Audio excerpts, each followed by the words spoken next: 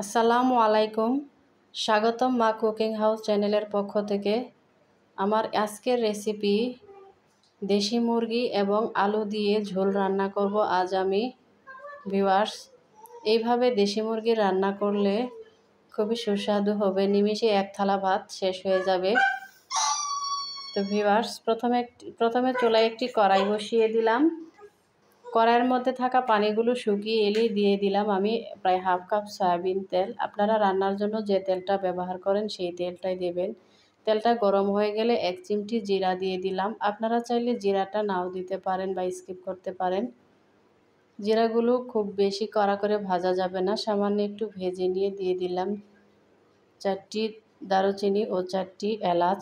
দারুচিনি এলাচগুলো খুব কড়া করে ভাজা যাবে না, হালকা ভেজে নিলাম। হালকা ভেজে নিয়ে দিয়ে দিলাম আমি 4-5টি পেঁয়াজ কুচি। পেঁয়াজ কুচিগুলোকে আমি মিডিয়াম টু লো আঁচে হালকা বাদামি করে ভেজে নেব।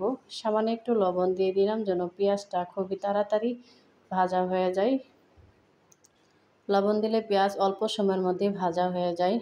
পেঁয়াজ ভাজা হয়ে গেলে এই পর্যায়ে আমি এখানে কিছু বাটা মশলা অ্যাড করব, ব্লেন্ড করা মশলা, যেমন সামান্য একটু জিরা বাটা, দারুচিনি এলাচ বাটা, 1 টুকরো আদা। এগুলো আমি পেঁয়াজ রসুন এগুলো আমি ব্লেন্ড করে নেব। ব্লেন্ড করে নিয়ে এই পর্যায়ে এগুলো দিয়ে দিব।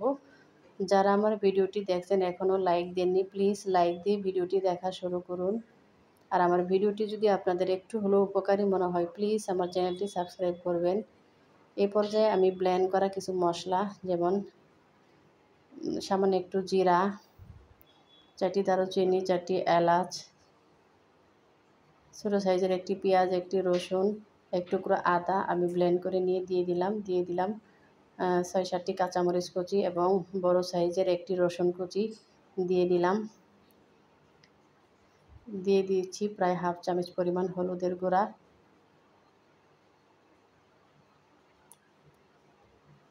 এই পর্যায়ে দিয়ে দিব সামান্য একটু লবণও দিয়ে দিব স্বাদ মতো, মশলাগুলোকে কষানোর জন্য এবং ভাজার জন্য একটু লবণ দিয়ে দেব।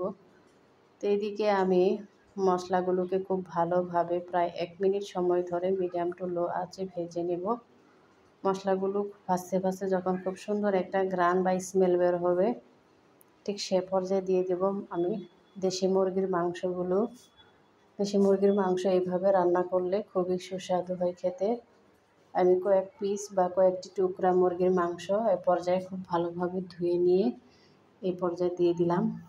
এখন আমি এগুলাকে অফ ক্যামেরায় একটু নেড়ে চেড়ে নেব, যেহেতু আমার পাতিলটা খুবই নড়ছিল।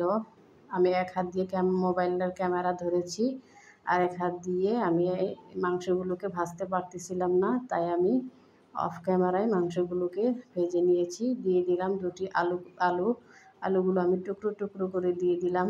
আলু খোসা ছাড়িয়ে আলুগুলো ধুয়ে টুকরো টুকরো করে দিয়ে দিয়েছি। আলুগুলোকেও আমি প্রায় 1 মিনিট সময় ধরে ভেজে নিয়েছি। আলু এবং মাংসগুলো ভাজা হয়ে গেলে এই পর্যায়ে দিয়ে দিয়েছি পরিমাণ মতো পানি। পানি দিয়ে আমি এবার মাংসগুলো এবং আলুগুলোকে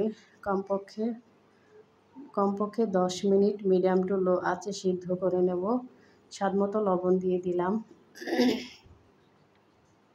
এ পর্যায়ে কিছু মরিচের গুঁড়াও দিয়ে দিলাম। মরিচের গুঁড়াটা দেওয়ার উদ্দেশ্য এই যে কালারটা খুবই সুন্দর আসবে।